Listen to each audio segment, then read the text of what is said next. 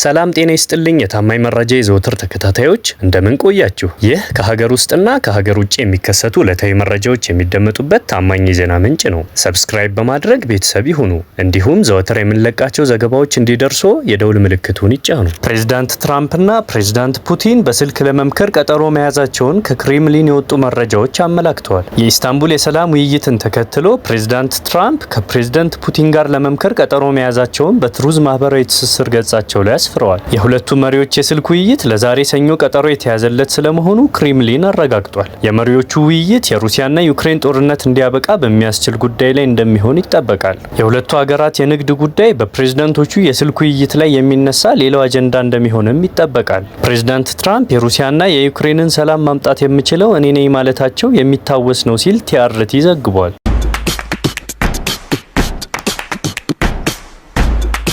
በሶሪያ የሚንቀሳቀሱ ወታደራዊ ኃይሎች በሀገሪቱ የመከላከያ ሰራዊት ስር ተዋሃዱ። በሶሪያ የሚንቀሳቀሱ ሁሉም ወታደራዊ ኃይሎች በመከላከያ ሰራዊት ስር መዋሃዳቸውን የሀገሪቱ የመከላከያ ሚኒስትር ሙርሃፍ አቡቃስራ ገለጹ። ሂደቱ ሁሉንም የሀገሪቱን ወታደራዊ ኃይሎች በአንድ ተቋማዊ ማዕቀፍ ስር ለማቀፍ የተደረገው ስራ ውጤት መሆኑ ነው የተገለጸው። አቡቃስራ በኤክስ ገጻቸው ላይ ባሰፈሩት መልእክት ከተቋማዊ ስራ አስፈላጊነት አንጻር የተቀሩት ወታደራዊ ቡድኖችም ይህ መግለጫ በወጣ በ10 ቀናት ውስጥ እንዲቀላቀሉን እናሳስባለን ብለዋል። ሚኒስትሩ አክለውም በዚህ ትዕዛዝ ላይ የሚዘገይ ወይም ውሳኔውን የማይቀበል ማንኛውም አይነት ወታደራዊ ቡድን ተገቢውን እርምጃ እንደሚወሰድበት አሳስበዋል። ትዕዛዙ የመጣው በጥር ወር መገባደጃ ላይ አሳድን ከስልጣን ያስወገዱት ኃይሎች ቁልፍ መሪ አህመድ አልሻራ መሪነት በተደረገው ስብሰባ የሶሪያ ወታደራዊ ኃይሎች በመከላከያ ሚኒስቴር ስር ለማድረግ ከተስማሙ በኋላ መሆኑን አናዶሉ ዘግቧል።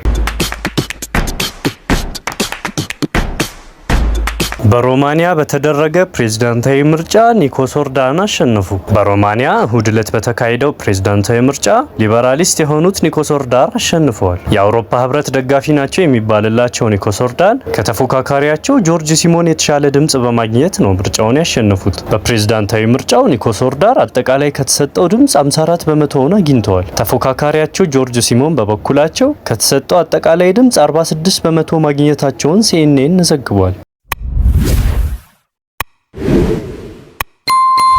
የቻይና ቀጣዩ ፖሊሲ አርቲፊሻል ኢንተለጀንስ። የቻይና የወደፊት ፖሊሲ የወንጀል ምርመራዎች በአርቲፊሻል ኢንተለጀንስ የክትትል መሳሪያዎች የሚሰሩ መሆናቸው ተጠቁሟል። ቴክኖሎጂዎቹ ቤጂንግ በተካሄደው ዓመታዊ የቻይና ዓለም አቀፍ የፖሊስ መሳሪያዎች ኤግዚቢሽን ላይ የቀረቡ ሲሆን ዝግጅቱም በአይነቱ ትልቅ የፖሊስ ቴክኖሎጂ ኤክስፖ ነበር ሲል የዘገበው ሳውዝ ቻይና ሞርኒንግ ፖስት ነው። በመርሃ ግብሩ ላይ ከመላ ሀገሪቱ የተወጣጡ የፖሊስና የመከላከያ መሳሪያ አቅራቢዎችና የህዝብ ደህንነት መምሪያዎች የተገኙ ሲሆን መድረኩ አዳዲስ የፈጠራ ውጤቶቻቸውን ለማሳየትና ለማስተዋወቅ እድል መስጠቱ ተነግሯል። ኤግዚቢሽኑ የአርቲፊሻል ኢንተለጀንስ የክትትል መሳሪያዎችን፣ የወንጀል መመርመሪያ መሳሪያዎችን እንዲሁም ድሮኖችን ያካተተ እንደነበር ተጠቁሟል። አቅራቢዎቹ ከሀገሪቱ ህዝብ ደህንነት ሚኒስቴር ጋር በመሆን መድረኩን ያዘጋጁ ሲሆን የምርምር ተቋማትን ጨምሮ የሀገሪቱ ከፍተኛ የፖሊሲ ኤጀንሲዎችን እንዲሁም የተለያዩ የግል ተቋማት የምርምር ውጤቶቻቸውን ያቀረቡበት ነው ተብሏል። ከቀረቡት ቴክኖሎጂዎች መካከል በህዝብ ደህንነት ሚኒስቴር የቀረበው የግለሰብ ሁለገብ ባህሪ የሚተነትን